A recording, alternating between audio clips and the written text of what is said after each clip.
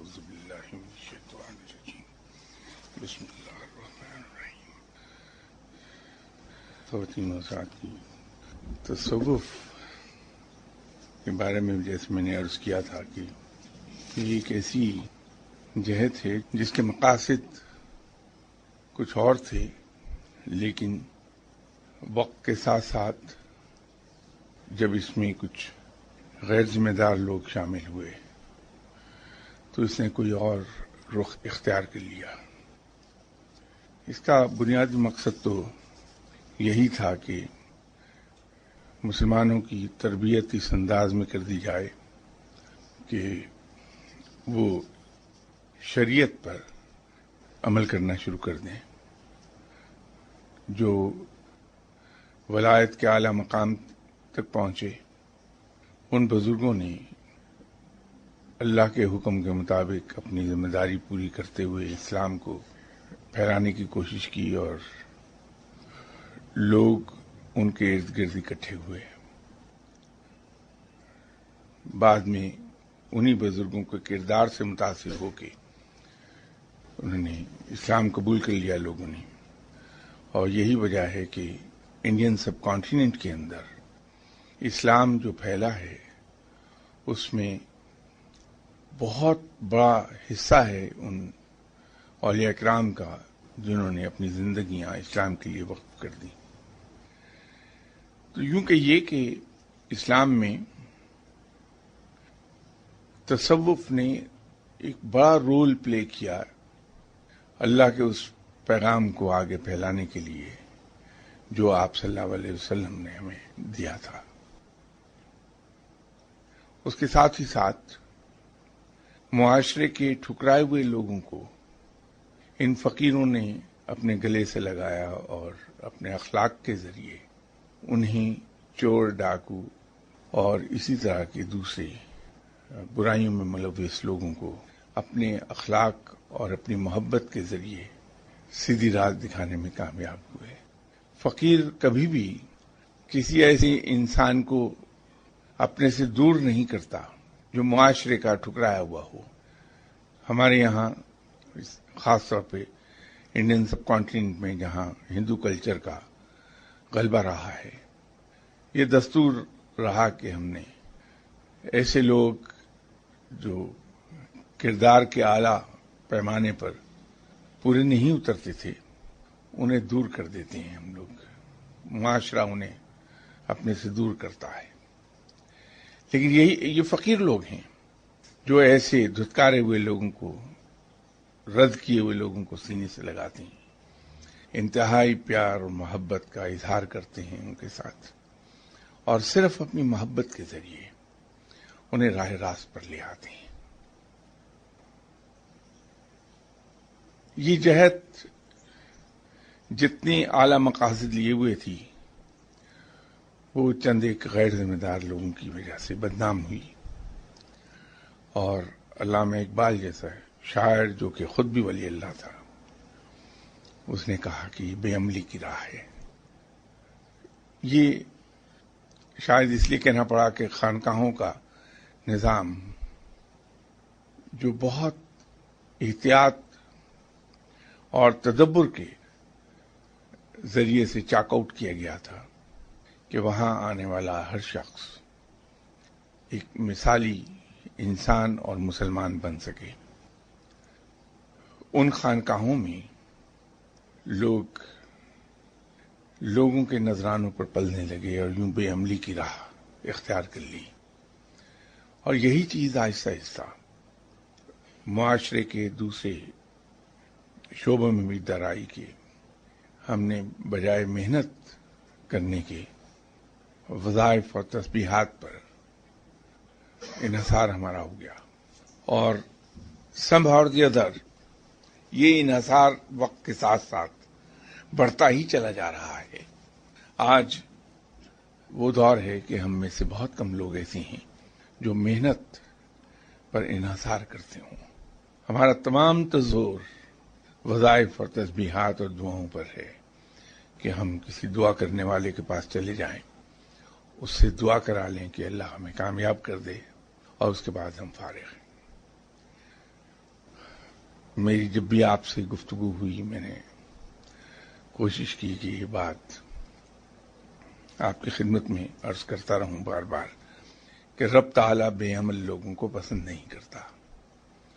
رب تعالیٰ ان لوگوں کو پسند کرتا ہے جو مجاہدوں کی طرح عمل کے لیے ہر وقت اپنے کمر کس کے رکھتے ہیں. اللہ کو باعمل اور چست لوگ پسند ہیں، سست پسند نہیں. آپ سے پہلے بھی گزارش کی کہ اسلام آپ صلی اللہ علیہ وسلم کے ذریعے ہم تک پہنچا اور اسے رب تعالیٰ نے محفوظ کر دیا قرآن پاک میں. قرآن پاک بلا شبہ کلام الہی ہے اور اس میں ہمارے لیے گائیڈنس موجود ہے. لیکن جیسے میں نے پہلے بھی عرض کیا کہ قرآن میں اللہ تعالیٰ نے منوٹنی کو توڑا ہے. انسان منوٹنی سے، جو چیزیں منوٹنس ہیں ان سے اکتا جاتا ہے بڑی جلدی. تو اللہ نے انسان کی فطرت کو سامنے رکھتے ہوئے بیان کی منوٹنی کو اس میں توڑا ہے. کہیں رب نے ایک ہی فکرے کو، ایک ہی حکم کو اللہ نے مختلف انداز میں بیان کیا ہے. کہیں تو اس نے انسان کو ترغیب دی ہے، کہیں عبرت کا سبق دیا ہے، کہیں سزا کا خوف دلایا ہے، کہیں قصے کہانیوں سے انسان کو انسپائر کیا ہے. لیکن اس کے باوجود قرآن زیادہ تر سمبولک ہے، اشارات دیے گئے ہیں اور اس کی تشریح ہمیں ملتی ہے آپ صلی اللہ علیہ وسلم کی حیات طیبہ کی صورت میں. بحیثیت مسلمان ہم سب کا ایمان ہے اور حقیقتاً ہے بھی ایسا ہی کہ آپ صلی اللہ علیہ وسلم کی حیات طیبہ در حقیقت عملی قرآن ہے. آپ صلی اللہ علیہ وسلم کی حیات طیبہ میں کوئی ایک فعل ایسا نہیں ہے جو اسلام کے احکامات کے مطابق نہ ہو. ہمارے لیے سب سے آسان طریقہ اسلام پر چلنے کا یہ ہے کہ ہم کچھ بھی نہ کریں، صرف زندگی میں ہر قدم اٹھانے سے پہلے، زندگی میں ہر بات کہنے سے پہلے ہم نظر دوڑا لیں کہ آپ صلی اللہ علیہ وسلم نے ایسے موقع پر کیا عمل فرمایا تھا، سیدھا سیدھا اس کی نقل کر لیں. تو یوں ہم اسلام پر عمل پیرا ہوتے چلے جائیں گے. علم کے لیے تفاسیر کا پڑھنا، فقہ کی کتابوں کا پڑھنا بہت اچھا ہے. علم انسان کو حاصل کرنا چاہیے، لیکن اگر انسان کی ذہنی سطح ابھی وہاں تک نہ گئی ہو جہاں مختلف علماء کرام کی تفاسیر لکھی ہوئی ہماری سمجھ میں آ سکیں، تو وہ بعض اوقات ہمارے لیے مشکل کا سبب بن جاتی ہیں، کنفیوژن پیدا ہو جاتا ہے. ہمارے اکابرین جو گزرے اس میں بڑے بڑے روشن نام ہیں جو علم کی انتہائی بلندیوں پر تھے. علم کا ذکر جب آتا ہے تو جناب حضرت امام غزالی رحمۃ اللہ علیہ کا نام سب سے پہلے ذہن میں آتا ہے. حضرت پیرانی پیر غوث العظم دستگیر صاحب علم کی انتہائی بلندیوں پر تھے.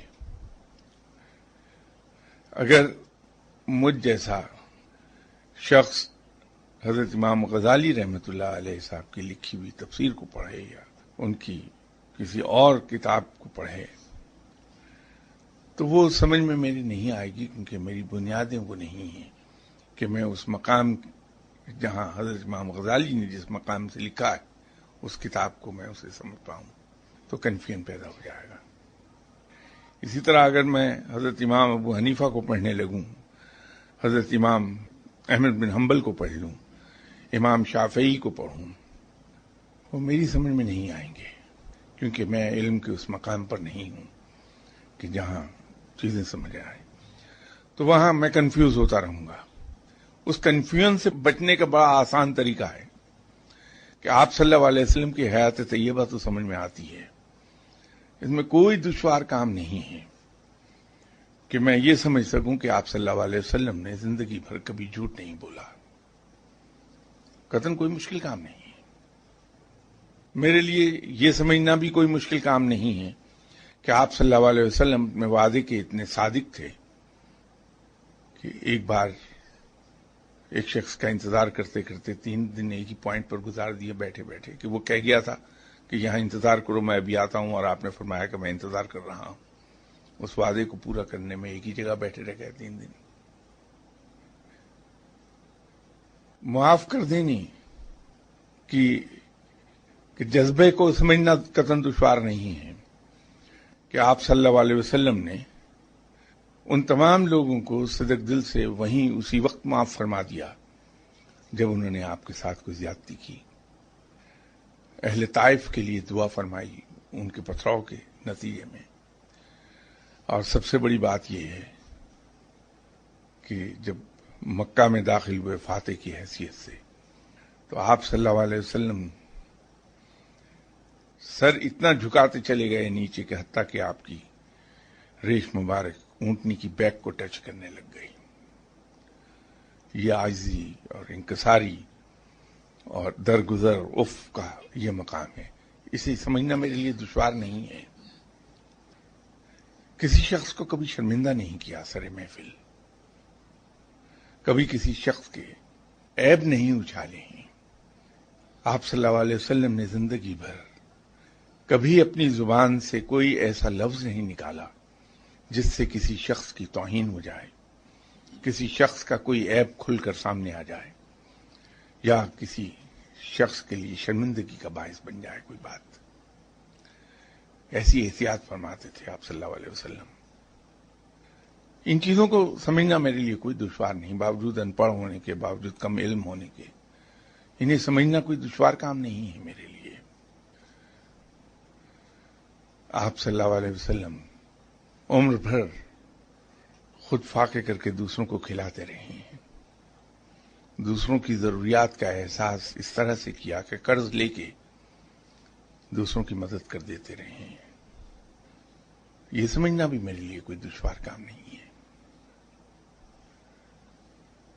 آپ صلی اللہ علیہ وسلم کی ازواجی زندگی یہ پہلو بڑا حیرت انگیز ہے جس میں آپ صلی اللہ علیہ وسلم نے ہم مردوں کو ایک تلقین فرمائی ہے جو کہ کچھ وجوہات کی بنا پر شاید کچھ زیادہ عام نہیں کیا ہم لوگوں نے، اس لیے کہ اس میں مردوں پہ زد آتی ہے.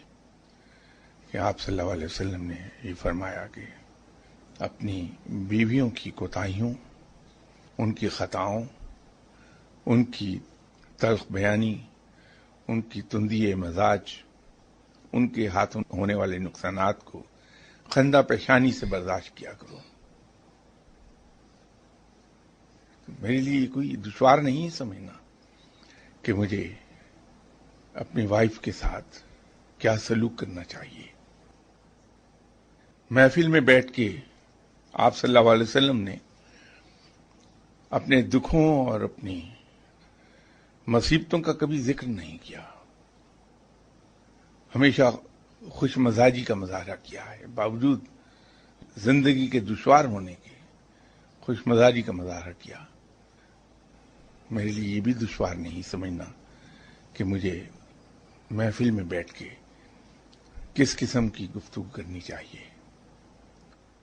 غرض کی زندگی کا کوئی پہلو ہم دیکھتے جائیں. آج ہمیں مغرب سبق سکھاتا ہے تہذیب کا، درگزر کا، بردباری کا، جبکہ اس سے بڑا سبق مجھے 1400 سال پہلے پڑھا دیا گیا تھا. مغرب تو صرف زبان سے سبق پڑھاتا ہے، لیکن جب عمل کا وقت آتا ہے تو وہاں رویہ کچھ اور ہو جاتا ہے. عراق کی جنگ اس کا منہ بولتا ثبوت ہے کہ وہاں کس طرح سے مفتوح لوگوں کو ذلیل و خوار کیا گیا، ان کے ساتھ کس قسم کا رویہ رکھا گیا. لیکن 1400 سال پہلے جو سبق ہمیں آپ صلی اللہ علیہ وسلم نے پڑھایا تھا وہ باقاعدہ ایکسرسائز ہوا ہے. جس زمانے میں ہم سربلند تھے اور ہم ملک پر ملک فتح کر رہے تھے تو ہم نے اس پہ عمل کر کے دیکھا، اس کے نتائج بھی دیکھے. غالباً انسانی تاریخ کا وہ پہلا موقع تھا جہاں پہ جنگ کے بھی اصول قائم کیے گئے، جنگ کے اصول بیان کر دیے گئے کہ جب تم دشمن کے علاقے میں جاؤ تو درختوں کو مت کاٹو، بستیوں کو اجاڑو نہیں، مکانوں کو آگ نہیں لگاؤ. جو لوگ اپنے گھروں میں داخل ہو جائیں، گھروں میں بند ہو جائیں، ان پر ہاتھ نہ اٹھاؤ، بوڑھوں پر ہاتھ نہ اٹھاؤ، بچوں پہ ہاتھ نہ اٹھاؤ، عورتوں پہ ہاتھ نہ اٹھاؤ. جو تم سے پناہ مانگ لے اسے پناہ دے دو، اسے امان ہے. اناج کو، کھڑی فصلوں کو تباہ و برباد کرنے سے منع کر دیا گیا. یہ وہ سبق ہے جو 1400 سال پہلے ہمیں دیا گیا تھا اور ہم نے تقریباً 2.5 صدیاں اس پر عمل کیا ہے. لوگ آج ہمیں فنڈامنٹلسٹ کہتے ہیں. آئی وش کہ میں فنڈامنٹلسٹ ہوتا. یہ جو مجھ پر الزام دیا جا رہا ہے کہ مسلمان فنڈامنٹلسٹ ہے، میری خواہش ہے کہ میں فنڈامنٹلسٹ ہوتا. چونکہ اہل یورپ صلاح الدین ایوبی سے واقف ہیں تو میں اسی کا ریفرنس دیتا ہوں. فنڈامنٹلسٹ صلاح الدین ایوبی تھا اور اس فنڈامنٹلسٹ کا کردار یہ رہا کہ جب وہ اپنی کمانڈ پوسٹ سے میدان جنگ کا نظارہ کر رہا تھا تو اس نے دیکھا کہ اس کا فوج کا ایک افسر رچرڈ دی لائن ہارٹ کے ساتھ مقابلہ کر رہا ہے اور رچرڈ دی لائن ہارٹ کے گھوڑے کی ٹانگیں ایک سپاہی نے کاٹ دی ہیں اور پیدل ہو گیا ہے. تو فوراً اپنے ذاتی استبل سے ایک بہترین گھوڑا بھیجا اور اس پیغام کے ساتھ کہ اس گھوڑے پر سوار ہو کے لڑو میرے افسر سے. یہ فنڈامنٹلسٹ تھا. اس نے اپنے افسر کو فائدہ نہیں اٹھانے دیا کہ رچرڈ دی لائن ہارٹ پیدل ہو گیا، اب اسے وہ قتل کر دے. یہ فنڈامنٹلسٹ صلاح الدین ایوبی تھا. جب خود اس کے ساتھ رچرڈ دی لائن ہارٹ کا مقابلہ ہوا تو رچرڈ دی لائن ہارٹ کی تلوار ٹوٹ گئی تو اس فنڈامنٹلسٹ نے اپنا ہاتھ روک لیا، اپنے اسلحہ خانے سے نئی تلوار منگوا کے رچرڈ دی لائن ہارٹ کو دی کہ اب مجھ سے مقابلہ کرو. اور یہ ایک فنڈامنٹلسٹ ہی تھا جس کو یہ پتہ لگا کہ میرا دشمن رچرڈ بیمار ہے اور کسی طرح اس کو صحت نہیں ہو رہی، تو اپنا طبیب خاص یورپ روانہ کر دیا کہ جا کے رچرڈ کا علاج کرو.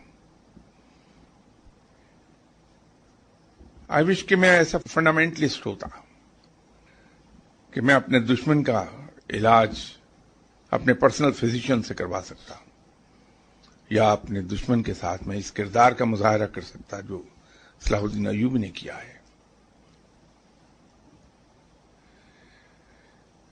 اس میں الزام کسی اور پر نہیں ہے کہ میں یہ کہوں کہ ہندو نے سازش کی، اسرائیل نے سازش کی یا امریکہ نے. کوئی کسی کے خلاف سازش نہیں کر سکتا ہے تاوقتے کہ وہ خود اتنا کمزور نہ ہو گیا ہو کہ دوسرے اس پہ پل پڑیں. گدھ کسی انسان پر حملہ نہیں کرتا اس وقت تک جب تک کہ وہ مر نہ جائے. مرے ہوئے انسان پہ گدھ حملہ کرتا ہے. تو دشمن بھی ہم پہ حملہ اس وقت کرتا ہے جب ہم کمزور ہو گئے ہوں، ختم ہو گئے ہوں. تو آج اگر کہیں، اور یہ بھی ایک بات میری یاد رکھیے، اس میں شاید بہت سے لوگ اختلاف کریں گے میری اس بات سے، انسان کی طاقت ان مسلز میں نہیں ہے، انسان کی طاقت یہاں ہے. لیکن بدقسمتی سے ہم مسکولر پاور کو ڈیولپ کرنے کے قصے میں رہتے ہیں، اور انٹلیکچوئل پاور اس وقت آتی ہے انسان میں اس جگہ جب اس کا مورل کیریکٹر بڑا اسٹرانگ ہوتا ہے. اور مورل کیریکٹر یاد رکھیے صرف عبادات کا نام نہیں ہے. شاید بہت سے لوگوں کو یہ بات بری لگے گی، لیکن حقیقت یہ ہے کہ اللہ تعالیٰ نے عبادات کو زینہ بنایا ہے انسان کے لیے، مسلمان کے لیے، کہ وہ اس زینے کے ذریعے نیکی کی اعلی منزل پر چلا جائے۔ یہیں پر گفتگو کرتے ہوئے میں نے ایک دن عرض کیا تھا کہ نماز بنیادی ستون ہے اسلام کا، ایسا اہم رکن ہے کہ روز محشر سب سے پہلے پوچھ گچھ نماز ہی کی ہوگی۔ کفر اور اسلام کے درمیان فرق نماز ہی کا بتایا گیا ہے۔ آپ صلی اللہ علیہ وسلم نے اتنے سخت الفاظ کہیں نہیں کہے جتنے نماز کے لیے فرمائے کہ جو لوگ نماز کے لیے مسجد تشریف نہیں لے جاتے، میرا دل چاہتا ہے کہ میں ان کے گھروں کو جلا دوں۔ بڑے سخت الفاظ فرمائے ہیں آپ صلی اللہ علیہ وسلم نے۔ نماز کی اہمیت یہ ہے، لیکن اللہ ہی کے الفاظ کو اگر ہم ذرا سا غور سے دیکھ لیں کہ نماز برائیوں سے بچاتی ہے۔ اللہ کا کہا کبھی غلط نہیں ہو سکتا، وہ برحق ہے۔ تو اگر نماز ہمیں برائیوں سے نہیں بچا پاتی تو اللہ کا فرمان تو غلط نہیں ہو سکتا۔ یہ ہے کہ جو نماز ہم نماز کے طور پہ پڑھ رہے ہیں، ہم نماز نہیں پڑھ رہے ہیں، ایک ڈرل کر رہے ہیں، کیونکہ اگر نماز ہم پڑھ رہے ہیں تو پھر وہ ہمیں برائیوں سے بچا لے گی۔ وہ جو میں نے زینے کی بات کی تھی، اللہ کے اس فرمان سے ہی ثابت ہو جائے گی کہ نماز ہمیں برائیوں سے بچاتی ہے، نیکی کی طرف لے جائے گی۔ زکوٰۃ ہم پر فرض ہے، جو صاحب نصاب ہیں ان سب پر فرض ہے وہ۔ اور اس میں ایک چھوٹی سی غلط فہمی ہے کہ ہم یہ کہتے ہیں کہ زکوٰۃ 2.5% فرض ہے۔ یہ کم سے کم ہے، 2.5% کم سے کم ہے، 2.5% نہیں ہے، وہ 2.5% کم سے کم ہے۔ اس سے اوپر ہم جتنی چاہیں ادا کر دیں زکوٰۃ، یہ منیمم لیول رب تعالیٰ نے مقرر کیا ہے۔ ہم اپنے دوسرے بھائی بندوں کی مدد کرتے ہیں۔ ایسے ہمارے بھائی جو فائنینشلی اتنے فارچونیٹ نہیں ہیں جتنے صاحب نصاب، حج کی کنڈیشنز دیکھیے کیا ہیں۔ احرام باندھنے کے بعد جو کنڈیشنز ہیں ان کو دیکھ لیجئے، وہ سب دوسروں کے لیے امان کی کنڈیشنز ہیں سب۔ تو یہ عبادات زینہ ہیں نیکی تک لے جانے کا،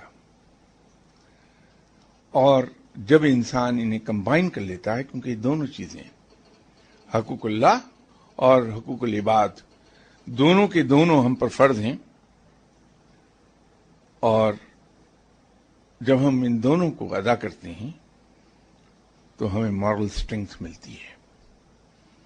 وہ مورل اسٹرینگتھ جو ٹی بی کی آخری حد پر پہنچے ہوئے ایک شخص کو اتنی طاقت دیتی ہے کہ وہ 3 قوتوں کے ساتھ بیک وقت لڑ لے، انگریز، ہندو اور مسلمانوں کا ایک سیکشن جو اندر سے ہی لڑ رہا تھا، اور وہی ٹی بی کا آخری حدوں کو پہنچا ہوا مریض پاکستان بناتا ہے۔ یہ اس آدمی کے مورل کیریکٹر کے نتیجے میں اس کو ملنے والی اسٹرنگتھ کا آؤٹ کم ہے پاکستان۔ تو انسان کے اندر مضبوطی آ ہی نہیں سکتی اگر وہ مورل کیریکٹر اسٹرانگ نہ ہو اس کا۔ یہ جو ہم شروع دنوں میں اسلام کے 220 مربع میل علاقہ پر ڈے کے حساب سے فتح کر رہے تھے، جبکہ ہمارے مقابلے پر اس وقت کی 2 سپر پاورز تھیں، روم اور فارس۔ ان دونوں سپر پاورز سے ہم نے ٹکر لی ہے، اور خود ہمارا عالم یہ کہ پیٹ بھر کے روٹی کبھی نصیب نہیں ہوئی۔ گھوڑے کی ننگی پیٹھ پر بیٹھ کے ہم نے سینکڑوں کوس کا سفر طے کیا ہے۔ ہم نے گھوڑے کی ننگی پیٹھ پر بیٹھ کے جنگیں لڑی ہیں۔ یہ ہماری مورل اسٹرینگتھ تھی، اس لیے کہ ہم میں سے بہت نیگلیجبل تعداد تھی ایسے لوگوں کی جو جھوٹ بولیں. بالعموم سچے لوگ تھے ہم بلا کے ایماندار لوگ تھے.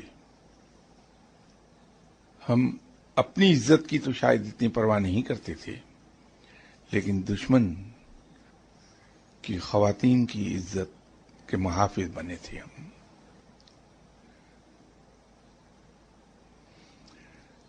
ہمیں اپنی جان کی پرواہ نہیں تھی.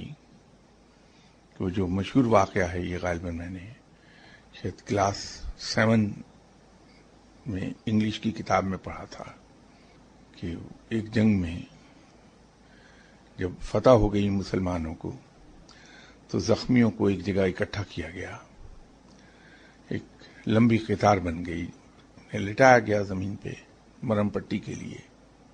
تو ایک سپاہی نے وہ مسلمان خواتین جو مرہم پٹی کر رہی تھیں زخمی مجاہدوں کی، اس نے آواز دی کہ العطش. تو وہ خاتون جو مرہم پٹی کر رہی تھیں وہ پانی کا پیالہ لے کے اس سپاہی تک گئیں تو اتنی دیر میں دوسرے کسی سپاہی نے آواز دے دی. تو اس سپاہی نے پانی پینے سے انکار کیا، کہا کہ اس کو شاید زیادہ پیاس لگی، اسے جا کے دے دو. وہاں وہ پیالہ لے کے گئی پانی کا تو کسی اور کی آواز آ گئی. تو اس مجاہد نے کہا کہ مجھے نہیں بلکہ اس آدمی کو زیادہ ضرورت ہے پانی کی، وہاں دے دیں آپ. کرتے کرتے وہ آخری مجاہد جو قطار میں لیٹا تھا وہاں گئی تو اس نے کہا کہ نہیں، وہ پہلا آدمی جس نے پہلے مانگا تھا اس کا حق زیادہ تھا، یہ پانی اس کو دے دو. تو جو پانی کا پیالہ لے کے پہلے مجاہد کے پاس گئی تو پتہ لگا کہ سبھی شہید ہو چکے ہیں. تو جس زمانے میں ہم نے عروج پایا ہے وہاں ہمارا مورل کیریکٹر یہ تھا، تو دوسروں کے لیے قربانی اور دوسروں کو اہمیت اپنی ذات پر دینا بہت بڑی اخلاقی قوت پیدا کرتا ہے انسان میں. میں معافی چاہتا ہوں، آج معلوم نہیں موضوع کو کہاں سے کہاں لے گیا میں، لیکن یہ کچھ سوالات ہیں. یہ کسی غیر ملک سے غالب میں سوال آیا کہ traditions impart that certain angels were assigned duty to guard the revelation and ensure its intact transmission because Satans try to inject certain elements in there. اس کا حوالہ دینے کے بعد انہوں نے جو سوال پوچھا ہے وہ یہ ہے کہ is it true to the کشف علوم of اولیاء اکرام؟ نہیں، ایسا نہیں ہے. کشف کے صحیح ٹرانسمیشن کے لیے فرشتے اس کی حفاظت نہیں کرتے. وہ انسان کے اپنے اندر کا ایک جو انسان ہے اس کی پاکیزگی خیالات پر مبنی ہوتا ہے. اکثر اوقات یوں ہو جاتا ہے کہ انسان جسے کشف سمجھ رہا ہوتا ہے وہ در حقیقت اس کے اپنے خیالات ہی کا عکس ہوتا ہے. اسی لیے جو اولیاء اکرام ہیں وہ اپنے پاس آنے والے لوگوں کو اس کی تلقین کرتے ہیں کہ آپ احکامات شریعت پر عمل کیجیے. کوئی ایسی بات جو احکامات شریعہ سے ذرا بھی ڈیویٹ کرتی ہوئی ہو، خواہ وہ کشف میں نظر آئے، اسے ڈراپ کر دیں، کیونکہ وہ صاحب کشف کی پراگندی خیالات کا عکس ہے. نبی، پیغمبر اور رسول معصوم ہیں، اور جیسے میں نے پہلے عرض کیا تھا کہ ان کو علم اللہ تعالیٰ خود عطا فرماتا ہے. یہ براہ راست پڑھائے ہوئے ہوتے ہیں رب تعالیٰ کے، وہی کے ذریعے سے پڑھاتا ہے، انہیں علم عطا کرتا ہے. پیغمبر کی زبان سے نکلنے والا ہر لفظ من جانب اللہ ہے. اس کی وجہ یہ ہے کہ اگر کہیں پیغمبر، نبی یا رسول کوئی دنیاوی تعلیم یافتہ ہوگا تو وہ دنیاوی لوگوں سے علم حاصل کرے گا اور انسان کی عقل بھی نامکمل ہے، ناقص ہے، انسان کا علم بھی نامکمل ہے، فالٹی ہے. تو اگر کسی انسان سے علم لیا پیغمبر نے تو وہ فالٹ ساتھ آئیں گے اس کے، اور پیغمبر سے اگر کہیں کوئی خدا نخواستہ غلطی ہو جاتی تو وہ امت کے لیے دلیل بن جائے گی پھر، کہ امتی یہ کہے گا کہ ہمارے پیغمبر نے یوں کیا تھا اس لیے میں بھی یوں کر رہا ہوں. تو اس چیز کو ختم کرنے کے لیے رب تعالی نے پیغمبروں کی تعلیم و تربیت اپنے ذمہ رکھی ہے، اور جو کچھ ان پہ وحی کے ذریعے آتا ہے وہ وہی کچھ بیان کرتے ہیں. لیکن ولی اللہ کی صورت میں یہ نہیں ہے. اولیاء اکرام دنیاوی تعلیم یافتہ بھی ہوتی ہیں، ان کی عقل کے اندر بھی خامیاں ہوتی ہیں، ان کے علم میں بھی خامیاں ہوتی ہیں. انسان ہیں، وہ کسی وقت پراگندہ خیال بھی ہو سکتے ہیں. تو اگر وہ اس کیفیت میں ہیں کہ پراگندگی کے خیالات ہیں تو کشف کے اندر فالٹس آ جائیں گے. تو انسان کو اس لیے بہت محتاط رہنا پڑتا ہے کہ کہیں اس کی اپنی خواہشات تو اسے کشف کی صورت میں نہیں دکھائی دینے لگی. تو یہ فرق ہے وحی میں اور کشف میں کہ وہی غلط نہیں ہو سکتی.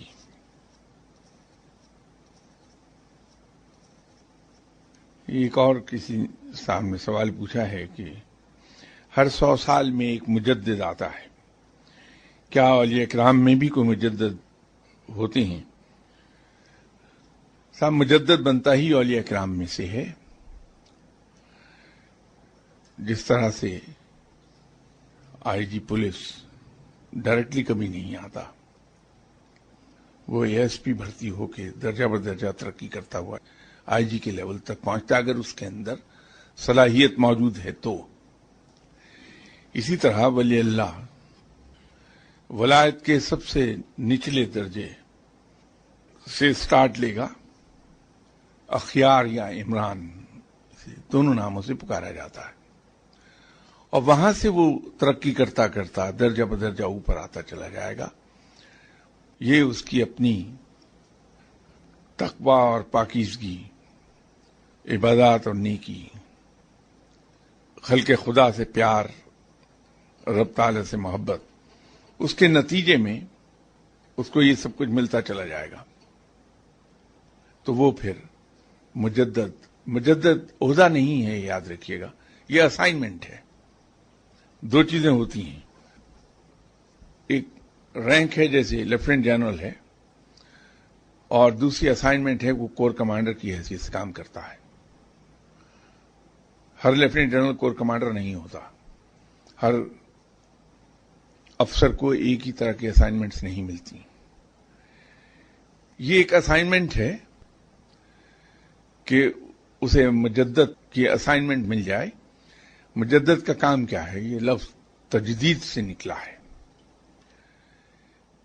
کہ 100 سال میں معاشرتی رسومات، انسانی ضروریات، ٹریڈیشنز، روایات، ان کے ذریعے اسلام پر جو گرد جم گئی ہے وہ اس گرد کو صاف کر دیتا ہے، اور نیچے سے اسلام پھر چمکتا ہوا اپنی صحیح شکل میں آ جاتا ہے.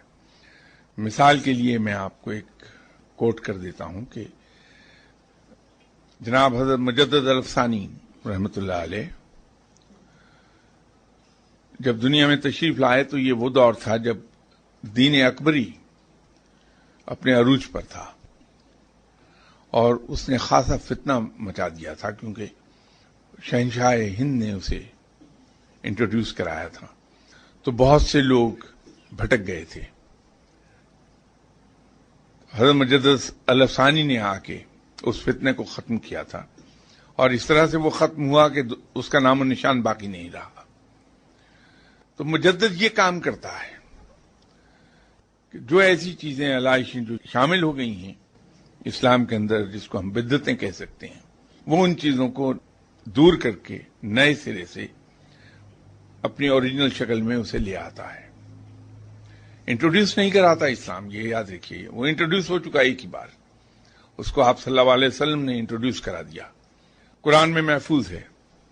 صرف وہ یہ کرتا ہے کہ ایسی بدعتیں جو اس میں شامل ہوئی ہیں وہ لوگوں کو تعلیم دے کے ان بدعتوں کو اسلام میں سے خارج کروا دیتا ہے، تو اسلام اپنی اصل صورت میں ریسٹور ہو جاتا ہے۔ یہ اولیاء کرام ہی سے ہوتے ہیں۔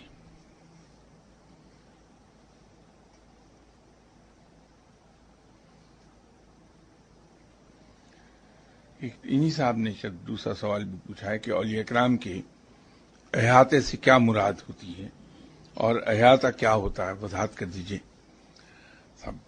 دیانتداری کی بات یہ ہے کہ میں اس ٹرم سے واقف نہیں ہوں، میری نظر سے یہ ٹرم روحانیت میں آج تک نہیں گزری۔ بعض اوقات بہت سے ایسی ٹرمز ہیں جن کو 4 5 ناموں سے یاد کیا جاتا ہے، ہو سکتا ہے کہ یہ کسی اور چیز سے متعلق ہو اور انہوں نے اس طرح اس کو لکھ دیا، لیکن دیانتداری یہ ہے کہ یہ ٹرم میں نے آج تک کبھی دیکھی نہیں، واسطہ نہیں پڑا میرا، اس لیے اس کا جواب دینا نہیں چاہتا کہ جس چیز کے بارے میں مجھے پوری طرح معلوم نہیں ہے میں اس پر کوئی زبان نہیں کھولتا کبھی۔ اگلا سوال یہ ہے کہ سجدہ ہم نے اللہ کو کرنا ہے لیکن ہم سجدہ زمین کو کیوں کرتے ہیں؟ اس کے اندر تھوڑی سی کریکشن ہے کہ ہم سجدہ زمین کو نہیں کرتے، زمین کو نہیں کرتے، زمین پر کرتے ہیں۔ کسی بھی شخص کی پیشانی اگر زمین پر لگا دی جائے تو یہ عاجزی کی حد ہے، آخری لمٹ ہے، اس کا ناک مٹی میں رگڑ دیا، یہ ایک محاورہ ہے اردو میں۔ تو ہم اپنی پیشانی خاک آلود کرتے ہیں رب کے سامنے، عاجزی کے انتہا کو ظاہر کرتے ہیں۔ سجدہ زمین کو نہیں کرتے، ہم سجدہ اللہ کو ہے، زمین پر کرتے ہیں۔ صاحب مزار سے ملاقات کے طریقے کی وضاحت کر دیجئے۔ صاحب وہ غالباً لاسٹ سیٹنگ ہی میں نے عرض کیا تھا کہ صاحب مزار سے جس طریقے سے ملاقات ہوتی ہے وہ کشف القبور کہلاتا ہے۔ کشف کی کئی شاخیں ہیں، اس کی 2 قسمیں ہیں کشف کی۔ پہلی میں آپ کے لیے بغیر ٹرمنالوجی میں گئے آسان لفظوں میں عرض کر رہا ہوں، کشف اختیاری ہے، اور دوسرا یوں سمجھ لیجئے کشف غیر اختیاری ہے۔ کشف غیر اختیاری وہ ہے کہ جس میں صاحب کشف کو یہ قدرت اللہ نہیں دیتا کہ وہ جب چاہے حالت کشف میں چلا جائے۔ عام طور پر اولیاء کرام کے پاس یہی کشف ہوتا ہے کہ وہ کہیں بھی بیٹھے ہوئے، چلتے ہوئے، بات کرتے ہوئے ان پہ کشف طاری ہو جائے گا اور وہ چیزیں دیکھنے لگیں گے اللہ کی رحمت کے صدقے۔ لیکن اگر وہ چاہیں کہ وہ اپنی مرضی سے حالت کشف میں داخل ہو جائیں تو وہ نہیں ہو پاتے۔ کچھ اولیاء کرام ایسے گزرے ہیں جن کو اللہ تعالی نے اپنی رحمت کے صدقے یہ چیز عطا فرما دی کہ جب چاہیں حالت کشف میں چلے جائیں اور چیزیں دیکھ لیں۔ یہ خالصاً رب کی رحمت پر اس کا انحصار ہے، کسی شخص کے تقوی، اس کی پرہیزگاری، اس کی نیکی، اس کی عبادات، کوئی اس سے تعلق نہیں ہے۔ ویسے بھی میں بار بار عرض کرتا رہتا ہوں، جس سے شاید خدشہ یہ ہو کہ آپ یہ سمجھ لیں گے کہ میں عبادات کو رد کر رہا ہوں، ایسی بات نہیں ہے۔ عبادات ہم پر فرض ہیں، ہمیں کرنی چاہیے، اور وہ بھی میں آپ سے عرض کر چکا کہ عبادت ہم اللہ کی کیوں کریں۔ تو اس کی 2 ریزنز میں ہمیشہ عرض کیا کرتا ہوں کہ وہ اتنا بڑا ہے کہ وہ لائق عبادت ہے، اپنی بڑائی کی وجہ سے، اپنی بزرگی کی وجہ سے وہ لائق عبادت ہے۔ دوسری چیز یہ ہے کہ اس کے ہم پر اتنے احسانات ہیں کہ ہم اس کا شکر ادا کرنے کے لیے اس کی عبادت کریں، ورنہ وہ ان چیزوں سے بے نیاز ہے، بہت بلند ہے ان چیزوں سے، اسے ہماری عبادت کی ضرورت نہیں، کوئی فرق نہیں پڑے گا اسے۔ یہ ہمارے اپنے فائدے میں ہے کہ ہم اس کی عبادت کریں۔ تو کشف کی بات ہو رہی تھی، تو کشف جن لوگوں کو اللہ یہ ایسا کشف عطا فرماتا ہے کہ جب چاہے وہ حالت کشف میں داخل ہو جائیں، وہ کوئی ان کے کمال کو ظاہر نہیں کرتا، ختم نہیں، یہ ان پر اللہ کی رحمت کو ظاہر کرتا ہے کہ رب تعالی نے ان پہ بہت کرم کیا، بہت فضل کیا، اور اس کی رحمت اور اس کا فضل یہ نہیں دیکھتا کہ کون گناہگار، کون نیک، کون بد، اور کیا کوئی پرہیزگار کیا۔ وہ رحمت کرتا ہے ان لوگوں پر بھی جو اس کو مانتے ہی نہیں، وہ اپنی رحمت نازل فرماتا ہے، وہ پالتا ہے ان لوگوں کو بھی جو اس کے منکر ہیں، ان کو بھی جو مشرک ہیں، ان کو بھی جو رب تعالیٰ سے ہر وقت گلے شکوے کرتے ہیں، ان کو بھی جو اس کے شکر گزار بندے ہیں۔ اس کی رحمتیں تو سب کے لیے ہیں۔ جس طرح بادل جب بارش برساتا ہے تو بادل یہ نہیں دیکھتا کہ اس سے نکلنے والی بارش دوست کے گھر پر گر رہی ہے یا دشمن کے گھر پر، بارش یکساں دوست اور دشمن سب کے زمین اور گھروں پر ہوتی ہے۔ رب کی رحمتیں ایسی ہی ہیں۔ تو یہ بھی ہو سکتا ہے کہ بہت گناہگار شخص ہو اور رب اس پر اپنی یہ رحمت کر دے کہ وہ ایسا صاحب کشف و کمالات بن جائے کہ لوگ دیکھتے رہ جائیں۔ بات پھر دور نکل گئی۔ تو کشف دو طرح کا ہے، اختیاری اور غیر اختیاری۔ یہ سادہ زبان میں کہہ رہا ہوں، ورنہ ٹرمز اس کے لیے اور استعمال ہوتی ہیں۔ پھر آگے ان کی کشف کی کئی ایک برانچز ہیں۔ انہی میں جیسے کشف شخصی ہے، جس آدمی کو کشف شخصی حاصل ہوگا اس کے سامنے جب وہ بندہ جائے گا تو اس پر تمام چیزیں اس آدمی کی عیاں ہو جائیں گی۔ اسی طرح یہ کشف القبور ہے کہ جس شخص کو کشف القبور حاصل ہو جائے گا، قبروں کا کشف، جب وہ کسی بھی قبر پر جا کے کھڑا ہوگا اور فاتحہ پڑھنا شروع کرے گا تو اس کی ملاقات صاحب قبر سے ہو جائے گی۔ لیکن کشف کے حاصل کرنے کے درجے تک پہنچنے کے لیے ہمیں روح کی لطافت کے ایک خاص ڈگری تک جانا ہوگا، اس کے بغیر نہیں ہوتا۔ یہ اس کا کوئی طریقہ کار بھی نہیں جو میں عرض کر دوں آپ سے، وہ تو صرف یہی ہے جیسے میں نے عرض کیا کہ عبادات کی سیڑھی سے ہوتے ہوئے آپ نیکی کے منزل پر چلے جائیے،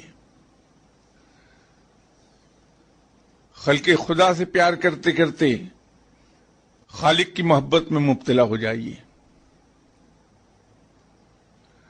جب اس مقام پر ہم آئیں گے تو کشف القبور حاصل ہو جائے گا، اس لیے کہ اس مقام تک آتے آتے ہماری روح میں اتنی لطافت پیدا ہو جائے گی کہ ہماری روح کی پرواز ان مقامات تک ہو جائے جہاں کشف القبور شروع ہو جاتا ہے۔ ادروائز اس کا کوئی طریقہ نہیں ہے۔ میں آپ سے یہ عرض کروں کہ صاحب کسی بھی قبر پر جائیے اور جا کے آپ یہ جنتر منتر پڑھیے تو آپ کو قبر سے جواب آ جائے گا، یہ سب ایسے ہی ہے، یہ غیر اسلامی چیزیں ہیں، یہ عملیات اور یہ جنتر منتر سب میں انہیں اسلامی نہیں مانتا۔ اسلام میں تو صرف سیدھی ایک بات ہے کہ اللہ اور اس کے رسول صلی اللہ علیہ وسلم کے احکامات کی پابندی کر لیجیے اور ان کے ساتھ ساتھ خلق خدا سے پیار کر لیجیے اور اس کی جتنی خدمت ہو سکے کر لیجیے، رب کی محبت خود بخود حاصل ہو جائے گی۔ اور جہاں رب کی محبت حاصل ہوئی پھر پرواز بڑی آسان ہے اور بڑی بلند ہے۔